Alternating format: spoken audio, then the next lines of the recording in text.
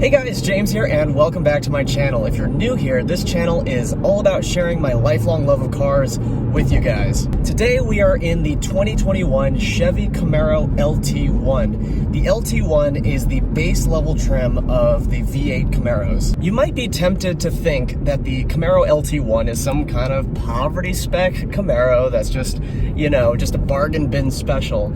But there's actually a lot to love about this car. So in this video, I'm going to talk about all the things that I love most about this car, and then at the end I'm going to talk about who I think this is for, what kind of buyer I think this car is perfect for. So stick around until the end. Okay, first thing that I love about this car is obviously the engine, right? Like, come on now.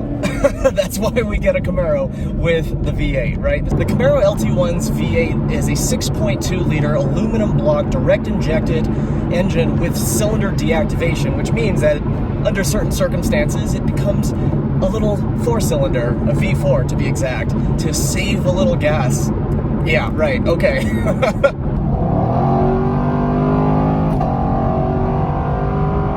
This engine puts out 455 horsepower and 455 pound-feet of torque. And yes, I did just get passed by a Nissan Rogue while spouting the horsepower and torque numbers on this glorious V8. But those of you who know me and who have watched my channel know that I'm not a numbers guy when it comes to the way a car performs. I really don't care about numbers. This, you know, being a naturally aspirated V8, is very responsive with a lovely torque band that's nice and linear. Honestly, when you push this pedal down, you know exactly what you're going to get. And that's what I love so much about this engine. It's not just a big numbers car that slingshots you to the horizon. It actually makes you feel good along the way. It makes you feel like you're in control, and I love that. And yes, I was laughing earlier about this thing trying to save gas in V4 mode, but the truth is that this car actually is not bad on gas. I've driven this thing for 1,000 miles, and I've been averaging about 19.5 miles per gallon on premium. This car does take regular unleaded if you really want to pinch a few pennies. I personally wouldn't do that. I would stick with the premium. The next thing I like about this car is, and I never thought I would say this, but it's the GM 10-speed automatic transmission. Luckily, this GM transmission is a very well-designed one. Honestly, you put your foot down, it chooses a gear like that, and then off you go. It doesn't hunt around, it doesn't second guess itself, it just chooses a gear and it goes. And it chooses pretty much right every single time when you punch that gas. A lot of people, including myself, would argue that the ZF or ZF 8-speed is kind of the gold standard when it comes to torque converted automatics. But let me be clear, when I say that the ZF is kind of like the gold standard, what I'm talking about is the smoothness, the kind of effectiveness of that transmission at just being like totally just good at what it does. Like deliver power extremely seamlessly, pretend you're a dual clutch, all that, right? But in a car like this, I believe that a Camaro is supposed to be a little bit rough around the edges. And so if you drop like a ZF 8-speed into this car, I honestly think that would actually spoil the character of this car a little bit. This car is supposed to be a little bit raw, a little bit rough. I mean, just listen to the engine and look at the way it looks, right? If you had that smooth ZF in this car, I don't know, man. I think that wouldn't fit as well.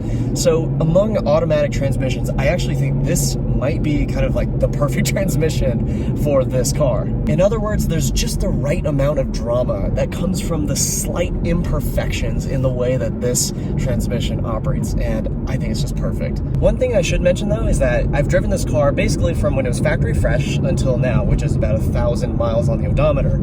And in the first 600 or 700 miles, what I noticed was that the transmission had some rough shifting, and also kind of a clunkiness going from drive to reverse sometimes, but that faded out over time, and it's still continuing to fade out and get smoother in its operation. But what I suspect is that that's just some kind of break-in quirk, and it's no big deal, but hopefully it stays that way. The third thing I love about this car is the dual mode exhaust option. Now, this is not standard on the LT1, but my goodness, it is 150% worth it.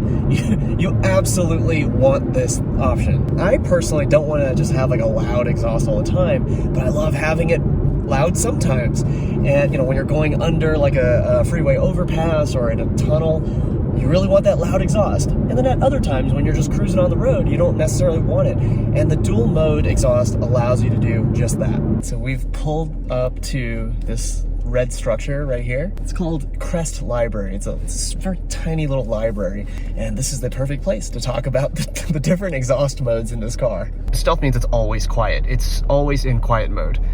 Sport means always in loud mode, and Tour means that when you are just tootling along calmly, then it's in quiet mode, but as soon as you jam that gas pedal down, it'll go into loud mode.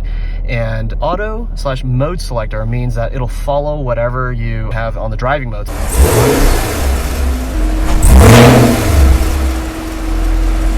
I should note that, even in quiet mode, it's not that quiet. On a cold startup, you will be that guy or gal in the neighborhood where, every morning it's like, right? And your neighbors will know that you are leaving the house. If I had to nitpick like one thing about this exhaust system or the way that it sounds, it's that when you're in loud mode, meaning if you're in sport mode or if you're in tour mode and you've just, and you're driving hard. Let's say you push that gas pedal down and then you let off the gas. It'll do the like gurgle thing, as the engine RPMs are coming back down. I know a lot of people like them, but to me, it feels a little 2011, so I could do without it. Those of you who have seen other videos on my channel know that I really love it when a car manufacturer seems to have really sweated the details, right? And although Chevy is not necessarily known for sweating details, I think they definitely sweated the right details in this car. That engine response, the throttle response, the transmission calibration, the two loudness levels of the dual mode exhaust.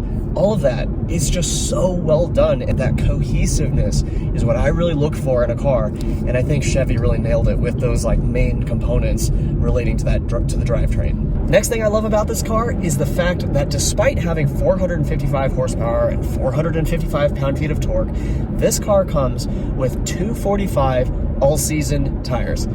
That, my friends, is a recipe for a lot of fun. What this reminds me of is the first generation FRS and BRZ, which famously came with Prius tires. Well, sports cars are made more fun when there's a little bit of slidiness in the back, especially when you have a limited slip differential as you do in this car. So when you're pulling away from a traffic light and you kind of dig into that gas pedal, man, this thing will lay down stripes of rubber in no problem, no sweat at all.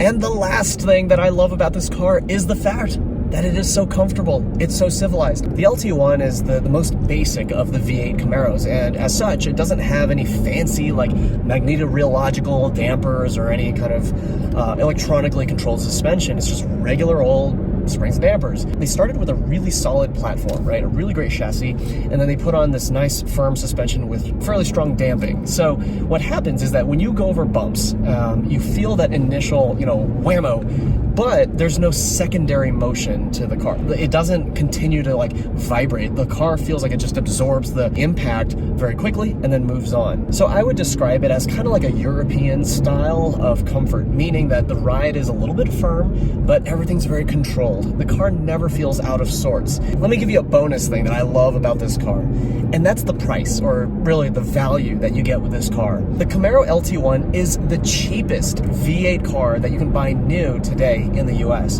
And while you don't get a lot of crazy bells and whistles in this car, what you do get is a very well judged set of features and just a very well calibrated, very well built car. So who do I think the Camaro LT1 is for? Honestly, I gotta say that this car is for those of you who either A, want to just keep it stock and just have fun on the street with these all-season, like skinny all-season tires and like dual mode exhaust and all that fun stuff, or it's for people who maybe want to take it to the track but are gonna just modify the crap out of this thing, right? If you're somewhere in the middle, meaning if you want like a nicer car on the street and then like a car that you could sort of use on the track, then you probably want to go for the SS1LE, because that's gonna have some goodies that you're gonna want. But if we're talking, just having fun on the street, just kind of messing around on the street, this thing is, honestly, this is the choice for me. In fact, I'm willing to put my money where my mouth is. And to prove it, well, this is my car. yes, I got this car. It is a lease. I'm leasing it for 39 months, and it's going to be one heck of a long-term review. So you're going to see a lot more videos with this car on my channel. So yeah, stay tuned for those. If you enjoyed this video, hit the like button, hit the subscribe button. You know, my channel is just this little itty bitty, you know, automotive channel right now, and I appreciate every single like, every single subscribe. I also appreciate every single comment. So if you think I missed anything that's really awesome about the Camaro, or if you disagree with anything I said, feel free to leave a comment below. I love to hear from you guys. I'd love to hear your thoughts. I learned so much from you guys. Thanks again for joining me until the end. Again, my name is James, and I will see you in the next video.